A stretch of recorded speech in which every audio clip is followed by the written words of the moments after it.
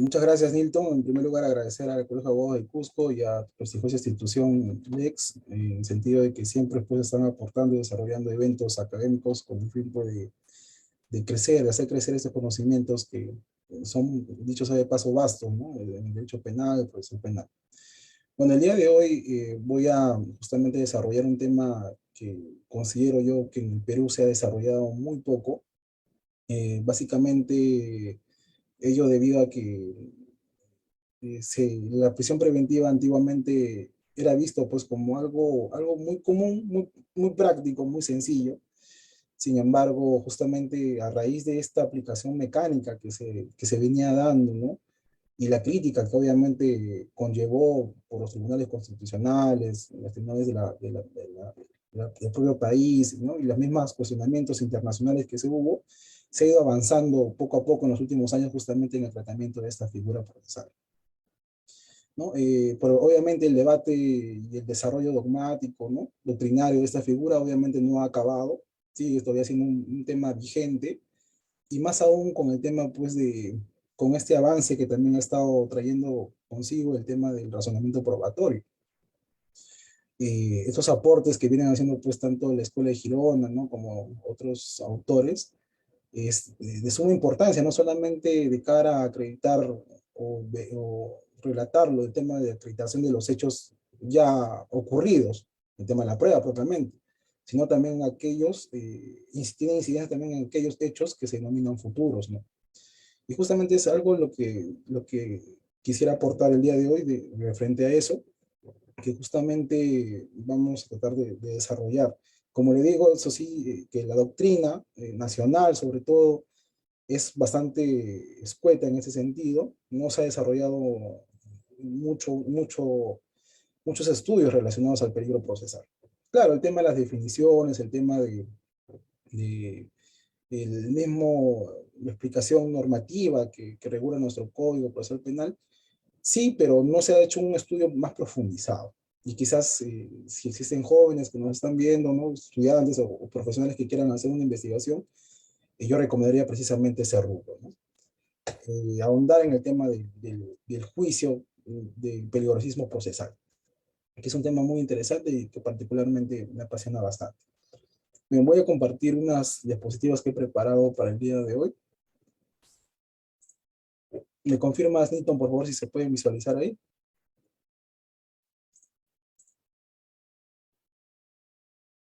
¿Se pueden Sí, doctor, visualizar? sí se puede, sí, sí se puede observar. Muchas gracias. Bien, tengo entendido ya que también el anterior ponente ha relatado bastante el tema de prisión preventiva, así que vamos a ir avanzando para ir directamente al tema de la exposición. Bueno, pero básicamente quedan siempre unas nociones preliminares, ¿no? De lo que justamente nos va a permitir entender finalmente el tema que voy a exponer. Para eso hacer solamente unas sencillas preguntas o definiciones que hay que traer siempre a colación. Porque finalmente, ya teniendo claros estos conceptos, podemos justamente delimitar o conceptualizar de forma mejor el tema del peligro procesal. Bien, empecemos, por ejemplo, por señalar o entender a qué le denominamos un proceso, ¿no? El proceso básicamente viene a ser el instrumento por el cual se va a aplicar el derecho material. En este caso, si hablamos de un proceso penal, obviamente del derecho procesal penal, ¿no? Básicamente, esta herramienta que está a cargo del órgano jurisdiccional va a permitir finalmente la aplicación de una sentencia, ¿no? Que puede ser obviamente absolutoria, puede ser condenatoria, pero previamente, como dice, previo proceso, ¿no? Lo singular de ese proceso que justamente constituye una herramienta imprescindible porque no se puede hablar de derecho material si es que previamente no existe un medio por el cual se efectivice. Y precisamente ese medio es el que se denomina proceso.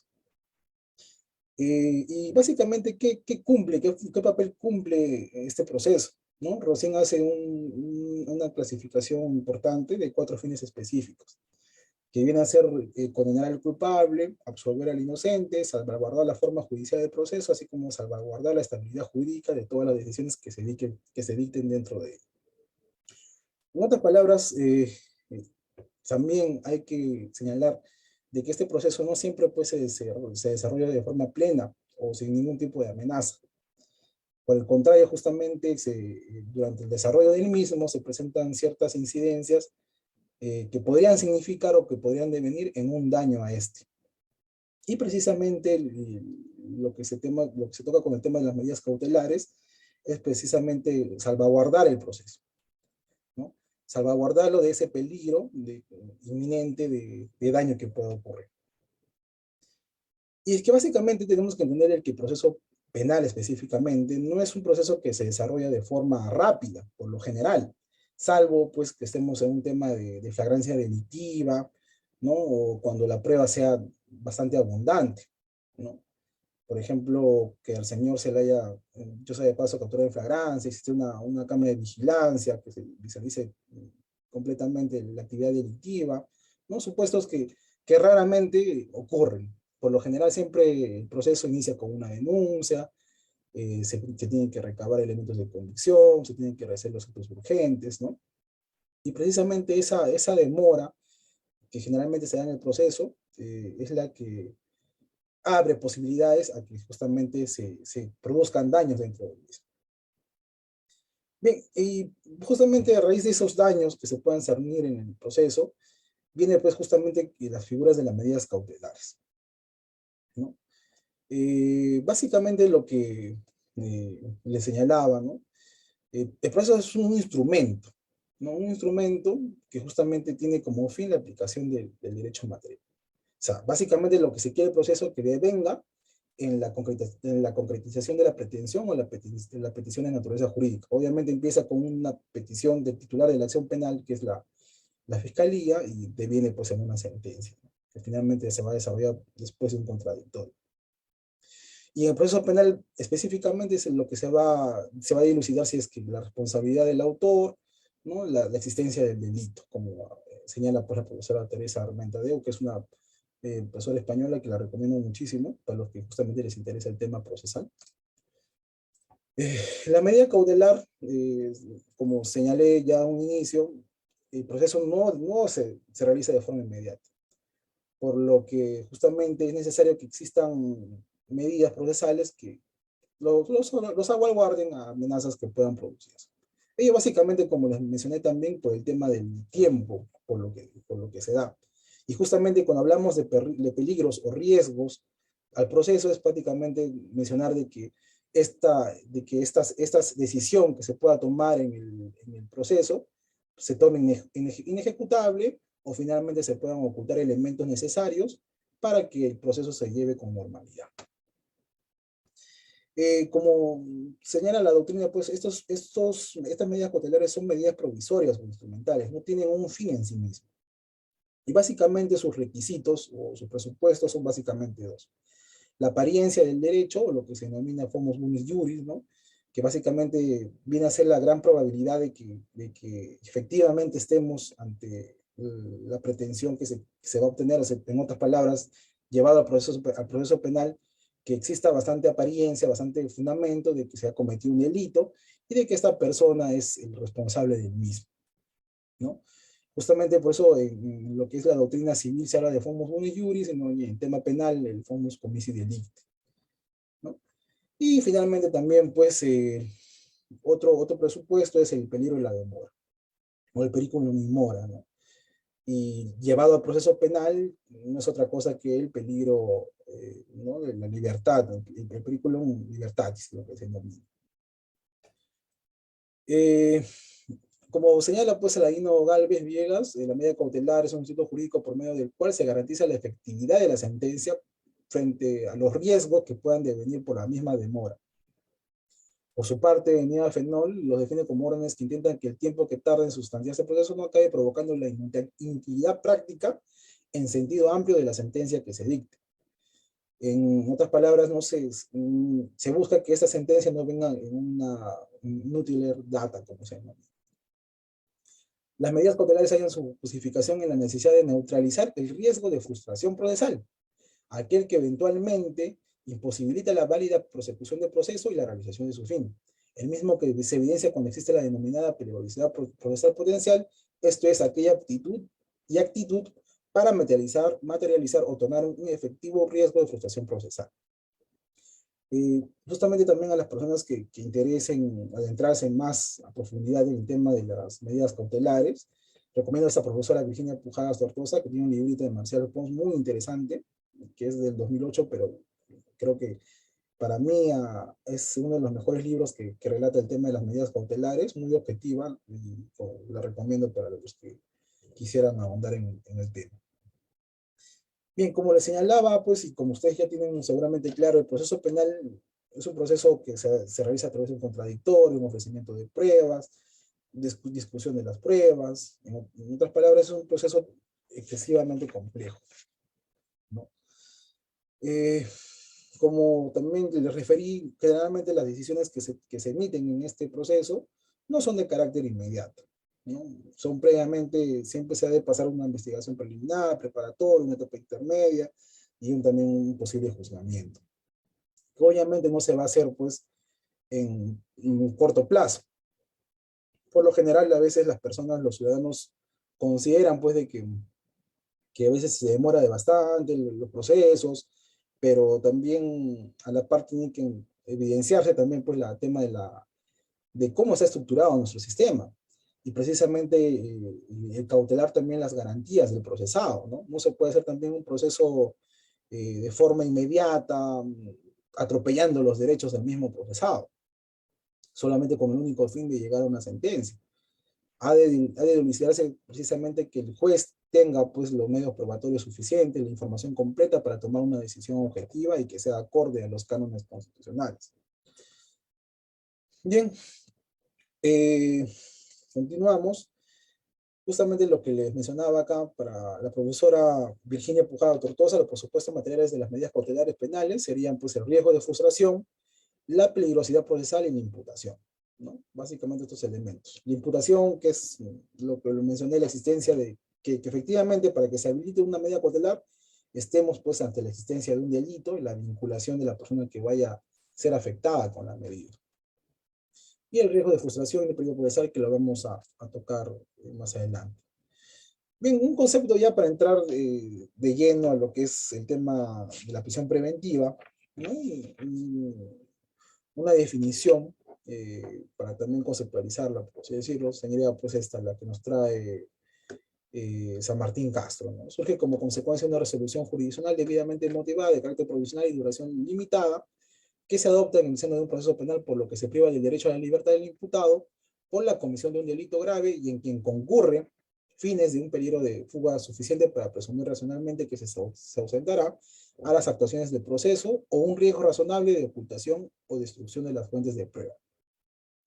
Como verán, pues la prisión preventiva es una medida gravosa, ¿no?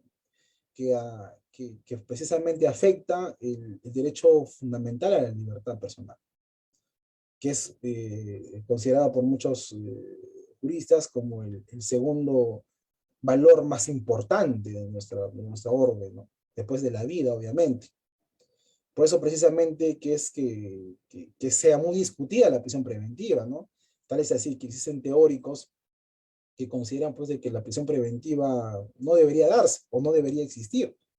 Y tienen fundamentos bastante fuertes, ¿no? El tema, por ejemplo, Ferrajoli, discute bastante, ¿no? De que es prácticamente la menciona como una medida inútil, por así decirlo. Básicamente por estar rodeada o de cuestionamientos como que afecta la presunción de inocencia, como regla, ¿no? De tratamiento, porque precisamente nadie puede ser tratado como culpable si es que no se ha demostrado previamente y a través de una sentencia.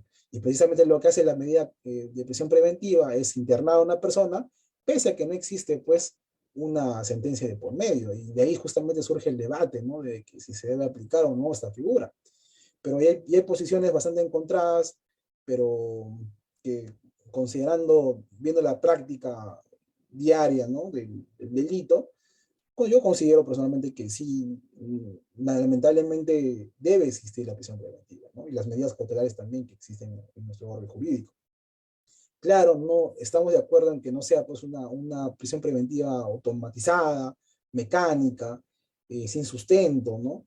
Pero hay casos que efectivamente, bastante excepcionales, que sí la justifican, ¿no? Solamente aquí en Tacna hace un par par de meses ¿no? Se visualizó se tenía noticia de una señorita desaparecida que finalmente terminó pues asesinada, ¿no? En un pozo, y justamente el responsable o el presunto responsable de dicho crimen se habría sido sometido a una prisión preventiva, ¿no? Sometido a a una audiencia de prisión preventiva, pero que justamente por el debate mismo de la audiencia no se llegó a efectivizar. Es decir, se declaró infundada la prisión preventiva y esta persona finalmente desapareció. Se fugó del país, apareció recién hace poco tiempo en Bolivia, no recuerdo. Y justamente hay esas consideraciones, ¿no? Esas consideraciones de que esta medida cautelar, si bien cierto, es grave y debe ser aplicada para casos excepcionales, es también necesaria.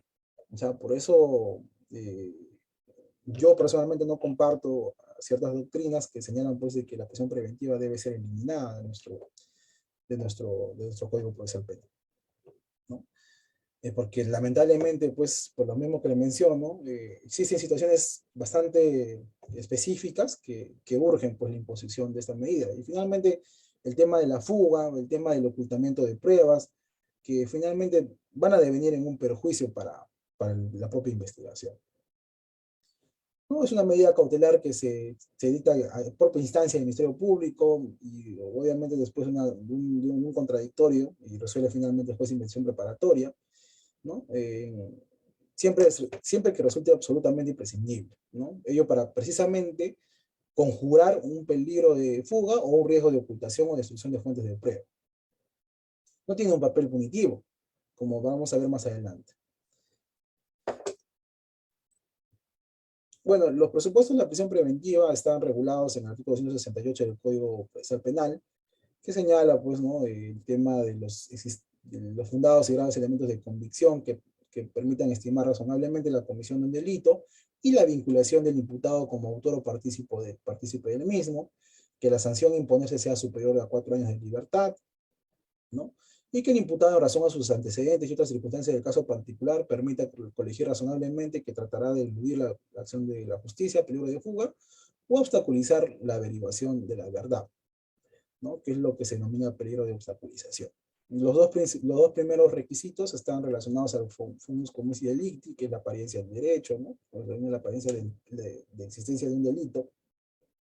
Y el final, que es el que vamos a desarrollar el día de hoy, pues que es el tema del periculum libertatis. Y otro requisito más, que es el tema de la proporcionalidad, ¿no? Que es también un tema bastante interesante, el cómo se fundamenta la proporcionalidad en este tipo de medidas, ¿no? Que obviamente también va a conllevar todo un debate, porque el tema de la ponderación, ¿no? El test de ponderación también es una figura que no es unánime en su aplicación. Por ejemplo, si algunos quisieran adentrarse en ese tema, recomiendo este debate bien, bien interesante entre Manuel Atienza y García Amado, ¿no? El primero de ellos, pues, defendiendo a capa y espada el tema de la ponderación, ¿no? La aplicación de los principios y todo eso. En cambio, García Amado, de una visión más positivista, señala de que esta medida de la ponderación es un tema relativo, que no otorga seguridad jurídica, que está a libre discreción del juez, y que de alguna forma lo que hace es, pues, convertirlo prácticamente en una suerte de legislador, porque se crean principios, dice, ¿no? Y se pesan sin contar con una balanza que sea objetiva de cómo se está pesando esos derechos, esos principios en regla. Es un tema bastante interesante, pero podríamos tocarlos en una sesión muy aparte, que también se los recomiendo. Eso sería muy interesante, tratar el tema de cómo se viene justificando la proporcionalidad, ¿no? Que dicho sea de paso, también ha sido ya fijado como en la casación Moquegua, ¿no? Y en el acuerdo plenario como un requisito que debe debatirse en las audiencias de prisión preventiva. Bien, para tratar el tema de Fumus Comici Delicti, debemos señalar, pues, de que acá, sobre todo en lo que son los presupuestos, vamos a hablar de dos juicios, ¿no? O se puede decir, dos análisis diferentes, ¿no? El tema relacionado al Fumus Comici Delicti y el juicio relacionado al Periculum Libertatis. Y aquí hay que ser bastante, bastante enfático en señalar de que los doctrinarios, por ejemplo, bastantes procesalistas aquí en Perú, confunden confunden en que estamos hablando de un solo juicio, de un solo tipo de análisis, que el mismo Fomus Comunis Delicti se debe tratar similar al periculum libertatis, ¿no? O al momento de analizar el peligro de fuga, cuando se tratan de dos juicios totalmente distintos, y que obedecen a una naturaleza totalmente distinta. Por ejemplo, el tema de existentes fundados en los elementos de convicción, como vamos a ver, se refieren a hechos ya consumados, que se pueden de alguna forma probar con pruebas directas, indirectas, ¿no? Pero en cambio el tema del peligro procesal, estamos hablando de hechos que no han ocurrido, que supuestamente hay un peligro de que ocurra. Y ahí el debate, ¿no? De exigir también que en el peligro procesal el Ministerio Público cumpla con acreditar prueba de hechos que todavía no han ocurrido, ¿no? Y justamente es el debate, la problemática que se presenta en este tipo de juicio. Pero ya, vamos a llegar ahí a ese punto. El tema del fumus comunis delicti, por ejemplo, la casación 626 de 2013, Moquegua, ¿no? Señala pues de que va más allá de la simple expresión de suficiencia acreditativa, exigiéndose la presencia de datos objetivos que fundamenten la totalidad de los elementos de los tipos penales imputados, un análisis de suficiencia mayor que el inicialmente pedido para apertura del proceso y equiparable al exigido en la fase intermedia, que está relacionado con la fortaleza de los elementos de que se dispone para imponer una medida que anticipa los efectos de una sentencia condenatoria. Básicamente aquí lo que se quiere es que el hecho imputado revista pues todos los caracteres de delito, ¿no? Desde la tipicidad objetiva, subjetiva, el tema de las causas de justificación, si escribiesen, o sea que estemos ante un delito propiamente. Y aquí también hubo también bastante debate, ¿no? Porque gran parte de los doctrinarios decían de que no era el tema de tipicidad, por ejemplo, no se debatía en lo que era una audiencia de prisión preventiva, pero precisamente a través de esta sentencia, Moquegua, y finalmente el acuerdo plenario, ¿no? De prisión preventiva que salió recientemente, se fijó que sí se debía debatir, ¿no? Que tenía que estar el juez totalmente claro de que estaba ante la comisión del delito, porque justamente se decía, ¿no? En el otro día decían de que estos temas de la causa de justificación, el tema de la imputación objetiva, no eran temas que se debían discutir en una prisión preventiva, que se debían discutir en todo caso en un juicio oral respectivo, ¿no? Cuando sabemos pues de que analizar esas cuestiones de causa de justificación, imputación objetiva, son elementos necesarios a efectos de acreditar si estamos ante una conducta típica, antijurídica, culpable. Bien, para Asensio Mellado, que también es un procesalista español muy interesante, señala que para integrar el Fumus Munis Juris en materia de prisión provisional, como ya se denomina la prisión preventiva en España, se necesita una imputación penal suficiente y completa, una previsión favorable al fundamento de la pretensión penal y a la condena futura, y que los actos de investigación y prueba contengan todos los requisitos que el derecho a la presunción de inocencia exige para una condena, aunque se atemperen al momento procesal en que se acuerda la prisión provisional. Y aquí también habría que hacer como un paréntesis en el tema del estándar, ¿no? O sea, del estándar que se pide para el tema de la prisión preventiva. Se habla pues de que debe ser que el juez debe estar en una convicción equiparable a la fase intermedia, dicen, ¿no? O sea, de cuando ya se ha cumplido toda la investigación. Sabemos que la fase intermedia es la que se da después de que se ha desarrollado una investigación preparatoria, ¿no? Y a mí el tema de eso siempre me ha parecido bastante debatible, ¿no?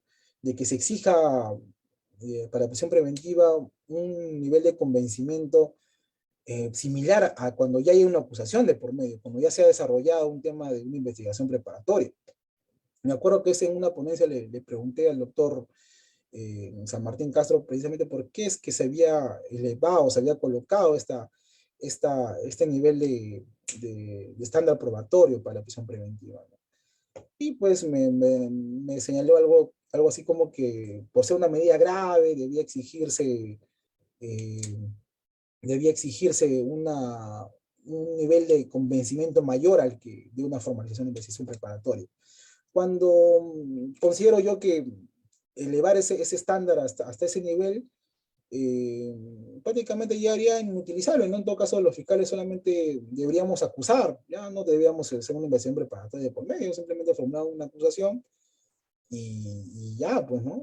Pero considero de que justamente la finalidad de la prisión preventiva, que es justamente cautelar, que no se obstruyan las pruebas, que el imputado no se fugue, es precisamente cautelar el desarrollo del proceso, de la investigación preparatoria previamente, porque en la prisión, en la investigación preparatoria es finalmente en la que, donde se va a hacer todo ese despliegue de investigación por parte del Ministerio Público. Es la fase que considero yo que es la más delicada del proceso, ¿no? Porque finalmente si el Ministerio Público le ocultan las pruebas, se destruyen las pruebas, el imputado huye, no habría razón ya de continuar con el proceso penal, ¿no? No podremos tener una información objetiva de que si esa persona es responsable o no es responsable, ¿no? Pero ya justamente acá también el tema de, un temita bastante interesante es el tema de estos estándares probatorios que impone nuestra Corte Suprema, ¿no? Que básicamente han sido bastante debatidos o cuestionados por la doctrina autorizada actual, ¿no? Porque prácticamente esto de sospecha vehemente, sospecha fuerte, básicamente son estándares de prueba que se denominan subjetivos, ¿no? Porque, o sea, cuando un juez va a estar seguro, cuando un juez va a estar casi seguro de que el hecho ha ocurrido, o sea, prácticamente apelan a la propia convicción del juez. Y obviamente esto ha sido bastante criticado, como por ejemplo autores como Jordi Ferrer Beltrán, que también es un autor muy bueno, que precisamente él está tratando de empujar desde su escuela de Girona el tema de crear estándares objetivos, de prueba objetivos, ¿no? Que no tengan nada que ver con el tema del convencimiento del juez. Porque de alguna forma eso también eh, conllevaría a que estas decisiones se motiven de la siguiente manera, simplemente que el juez tuvo convencimiento de la responsabilidad del imputado o simplemente no le convenció tanto, ¿no? Que eso obviamente no podría prestarse a una seguridad jurídica y a una debida motivación. Bien, entrando ya al peligro procesal, ¿no? Es el presupuesto más analizado, que debe ser más analizado, el más importante, señala, ¿no? El Tribunal Constitucional, porque es el verdadero fundamento de la prisión preventiva. Y así lo ha expedido en varias sentencias, ¿no? Que ustedes lo pueden visualizar en la diapositiva, ¿no? Así como también la Corte Suprema también lo ha reiterado, ¿no? En la casación 1-2007 de Huaura, 626-2013 en Moquegua y otros, ¿no? Y precisamente, ¿no? Lo que se quiere aquí, ¿no? Es como señala también la Corte Interamericana de Derechos Humanos en el caso Norín, Catrimán y otros versus Chile, que el peligro procesal no se presume, sino que debe realizarse la verificación de este en cada caso concreto, fundado en circunstancias objetivas y ciertas del caso concreto. Y este tema del peligro procesal que debe fundarse en razones objetivas está bien, es claro que debe ser, no puede ser presumido, no puede basarse en presunciones. Muchos sea paso no pueden simplemente basarse en conjeturas, pero es muy distinto interpretar que debe fundarse en razones objetivas a que debe fundarse en pruebas, ¿no? Por ejemplo, como ya lo hacen algunos procesalistas aquí en el Perú, ¿no? O sea, y justamente eso viene a colación de lo que les decía hace un momento, ¿no? De que se confunde el juicio de imputación cuando se está viendo el tema del Fomus Bonis Juris y el juicio del peligro procesal, que es un juicio de naturaleza totalmente distinta. Como les señala, estamos ante lo que se debe acreditar es un peligro de fuga, no que el señor se haya intentado fugar, como ya lo están interpretando algunos procesalistas acá en el Perú. Dice, el juicio de peligrosismo debe ser una afirmación de un riesgo concreto del caso específico.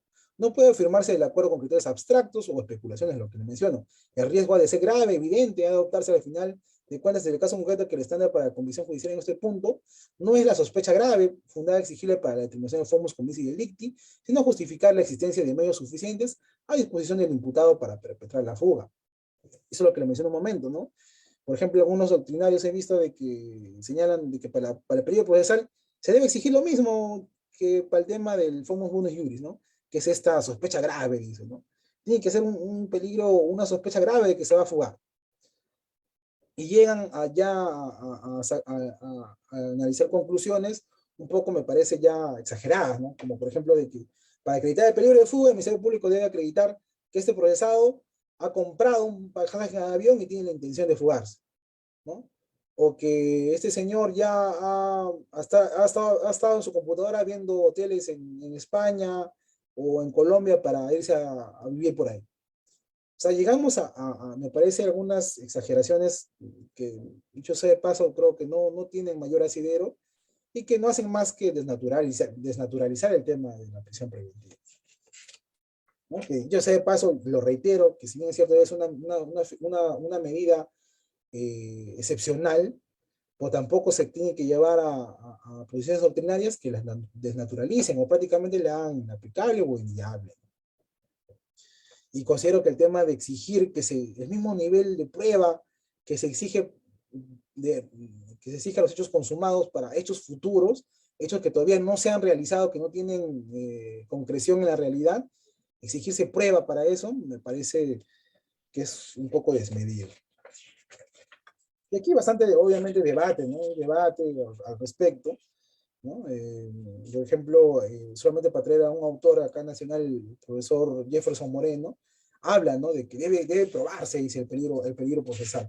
Incluso habla en su librito este de prolongación de prisión preventiva, de que el peligro procesal estaría básicamente conformado por dos aspectos, dice el profesor.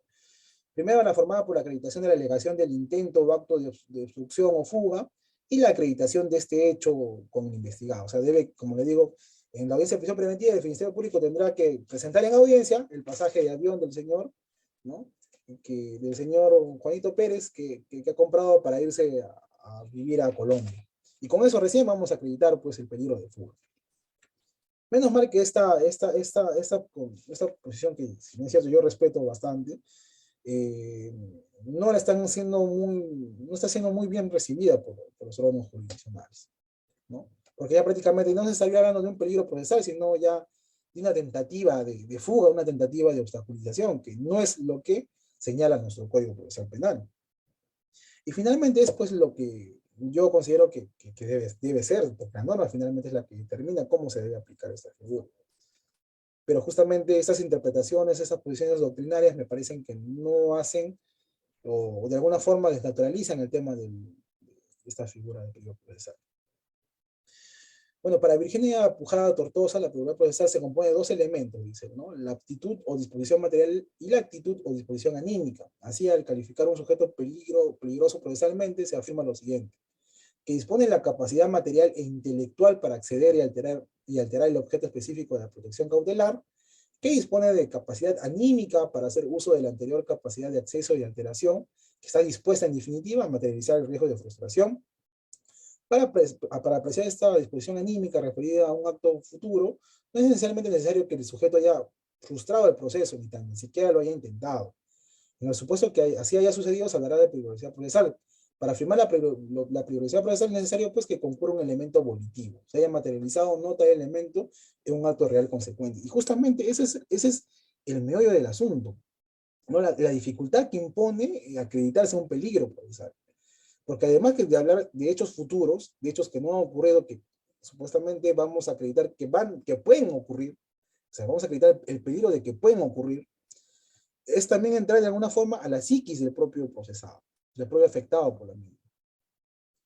Si ya de por sí el tema de la tipicidad subjetiva, el tema del dolo, la culpa, ya presenta dificultades, tratándose de hechos que ya se han consumado, imagínense el tema de los aspectos subjetivos de hechos que todavía no han ocurrido, de hechos futuros. Y justamente eso es lo complejo de esto del peligro procesal, ¿no? Y lo interesante a su vez. Para el doctor Celis Mendoza, el peligro procesal o juicio de peligrosismo exige la materialización de una estructura inferencial con sus tres componentes: elementos de juicio, inferencia inductiva, peligro procesal. Sin embargo, esta estructura inferencial inductiva varía según se trata de peligro de fuga o de peligro de obstaculización. Estructura diferencial de peligro de fuga. Los componentes de estructura son los siguientes: elementos de juicio, los previstos en el artículo 269 del Código Procesal Penal, y la inferencia deductiva y el peligro de fuga como hipótesis conclusiva. Siempre hablando de peligro de fuga. No intento de fuga, no, que como le digo, lo interpretan así algunos autores. Peligro de fuga es intento de fuga. O sea, me parece que no es la interpretación correcta.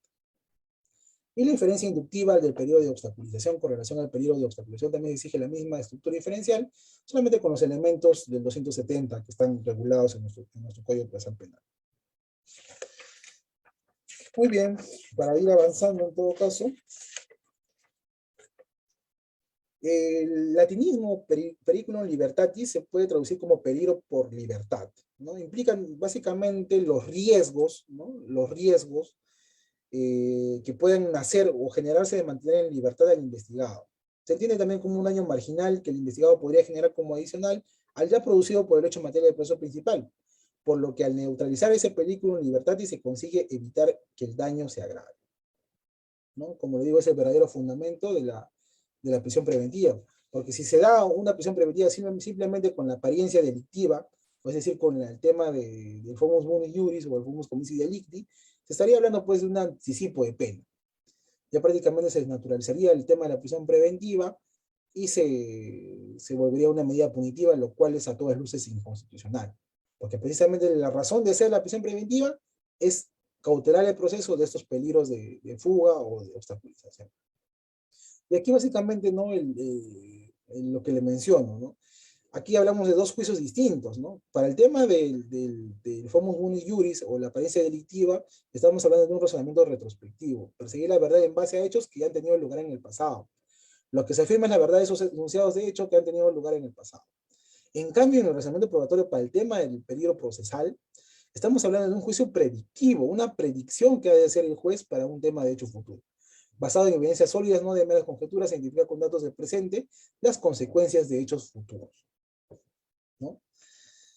Predictivo, abiertamente prospectivo, ¿no? Resulta razonable esperar el acontecimiento de un hecho que justifique la imposición de la medida.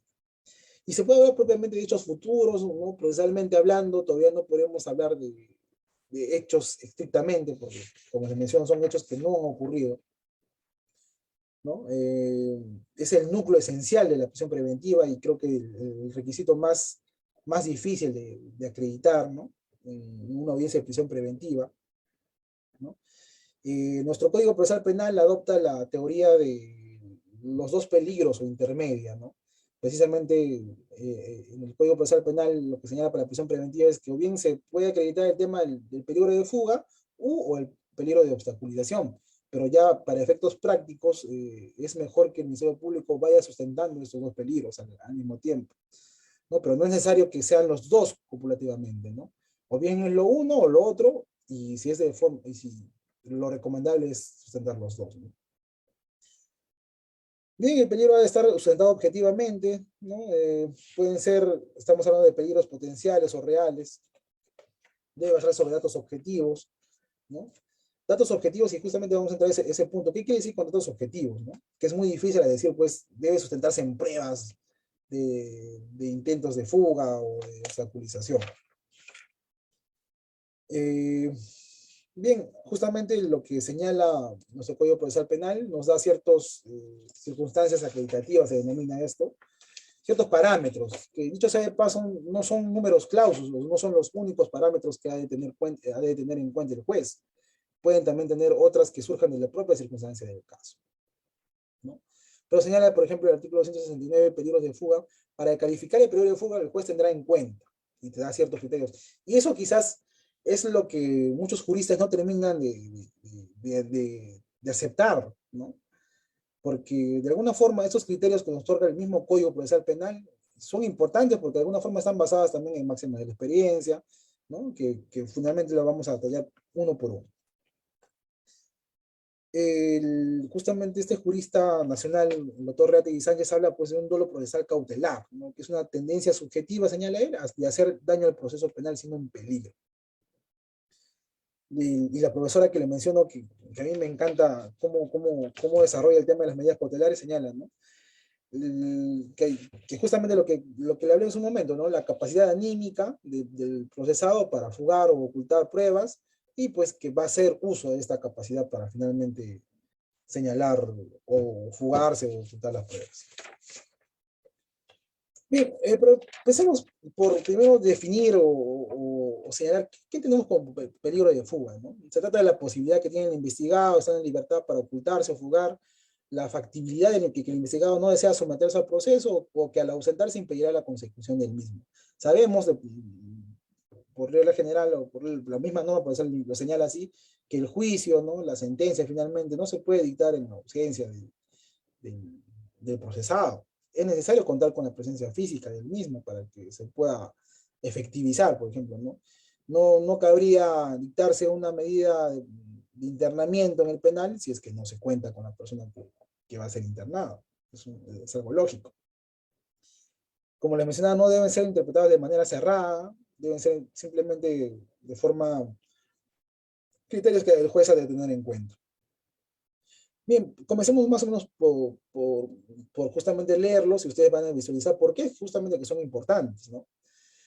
Señala, por ejemplo, el arraigo en el país del imputado determinado por el domicilio, residencia habitual, el asiento de la familia, sus negocios o trabajo y las facilidades para abandonar definitivamente el país o permanecer oculto.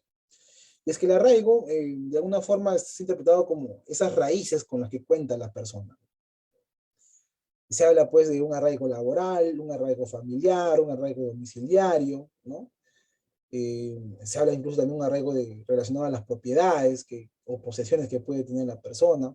Y es que finalmente, de por sí, como regla general, todas las personas tenemos arraigo, tenemos un domicilio conocido. Sin embargo, que se señala de que hay calidades, ¿no?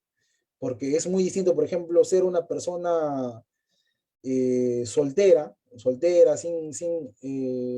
sin tema de carga familiar, por ejemplo, o propiedades, a ser una persona, pues, que tiene familia, niños dependientes de él, que tiene, por ejemplo, a su padre o a su madre enfermo, o que dependen económicamente de él, ¿no?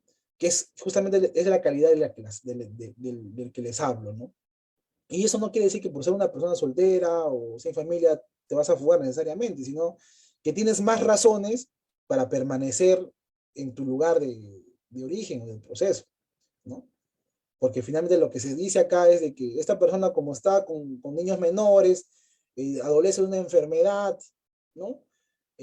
Va a ser más dificultoso o poco probable que esta persona tenga la tendencia de huir del proceso, ¿no? Porque ¿qué va a hacer de su familia desamparada? ¿Qué va a hacer de su padre enfermo?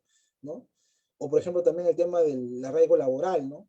Que esta persona digamos que es nombrado, tiene un trabajo permanente, fijo, conocido, a decir muy diferente que esta persona simplemente se dedica a, a una propia, es digamos, un trabajo esporádico, no remunerado, que simplemente recibe propinas, ¿no? Hay calidades, si se dan cuenta de un trabajo más estable, te da pues obviamente mayor arraigo, ¿no? Y justamente lo que se debate siempre en esas audiencias es que el abogado de la defensa traiga su contrato de trabajo, trae su declaración de la empresa donde trabaja, su declaración jurada del administrador de la empresa para acreditar precisamente esta, ¿no?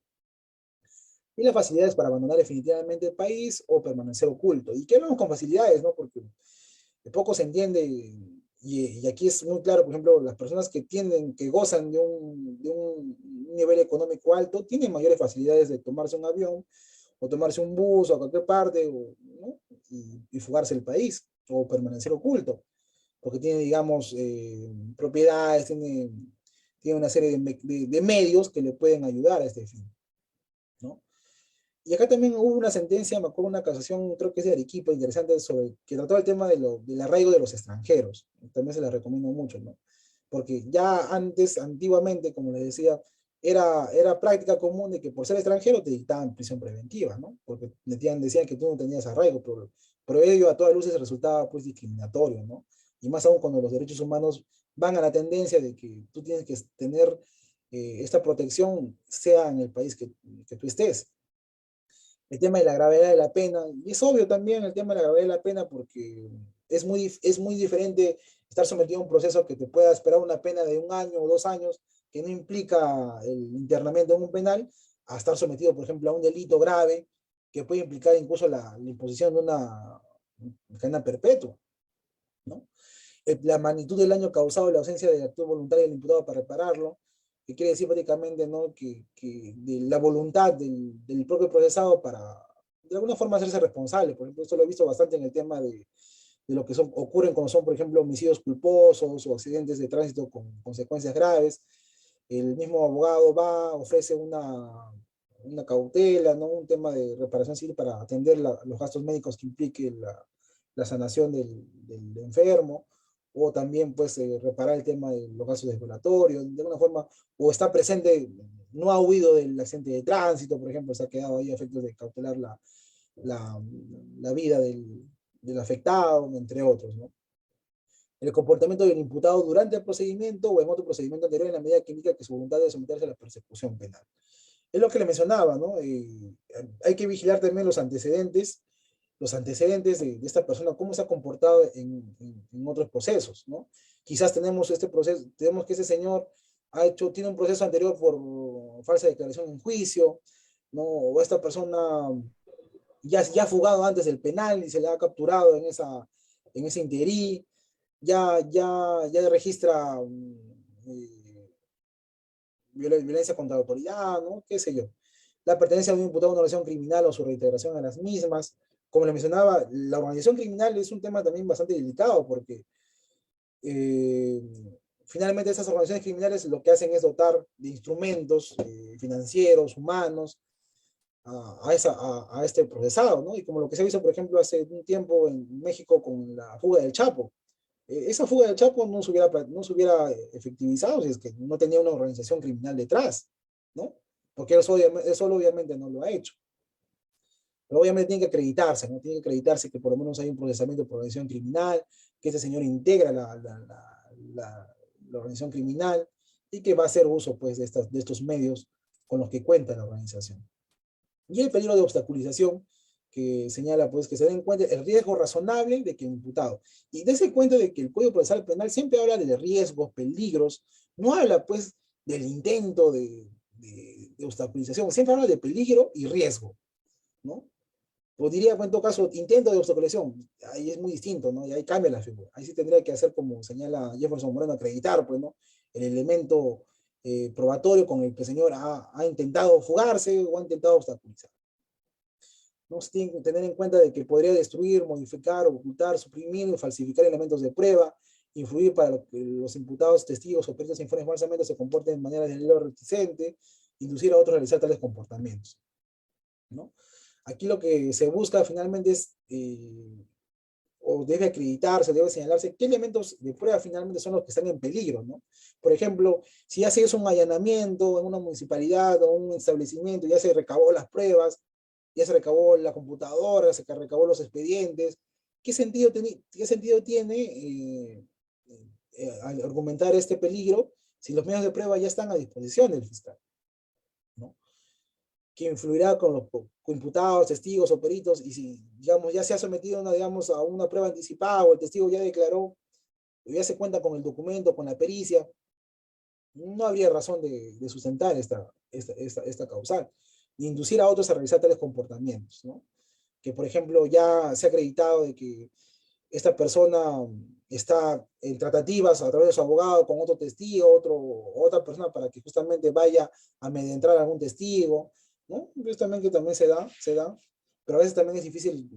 Yo he visto bastantes casos en donde los mismos testigos reciben amenazas por Facebook falso, ¿no? Y lo que finalmente viene el abogado en audiencia y te dice, pero que acredite que la amenaza proviene de mi procesado, ¿no?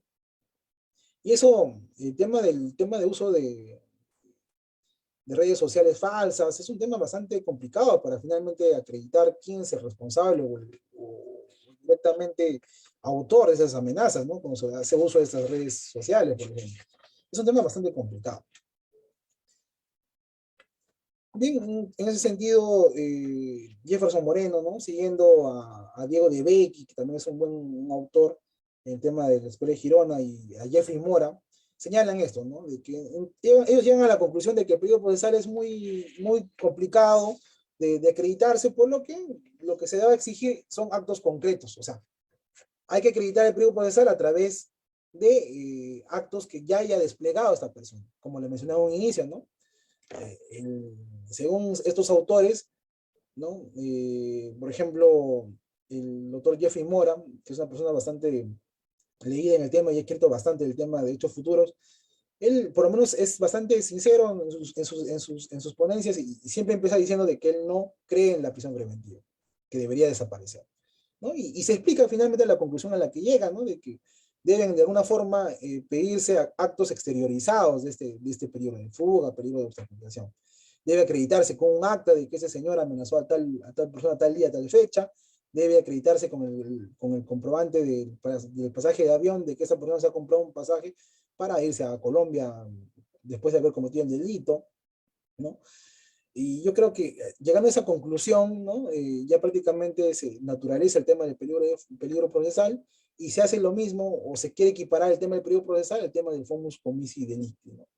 Bueno, como ya les menciono, y he sido bastante reiterativo en señalar de que no son figuras totalmente distintas, ¿no? Y hechos de naturaleza totalmente distinta.